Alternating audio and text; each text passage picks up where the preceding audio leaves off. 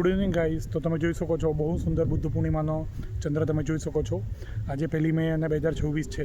તો બુદ્ધ પૂર્ણિમા છે અને બુદ્ધ પૂર્ણિમાના દિવસે તમે જોઈ શકો છો અત્યંત સુંદર ચંદ્ર અને તેનો પ્રકાશ. આ બહુ સુંદર, શાંતિપૂર્ણ અને પવિત્ર જગ્યા ગંગેશ્વર મહાદેવ મંદિર કછોલી ખાતે, તાલુકા ગણદેવી અને જિલ્લો નવસારી અને દક્ષિણ ગુજરાતના ભારતના આ સ્થળ પર મતલબ જેની પવિત્રતાની વાત જ કંઈ અલગ છે.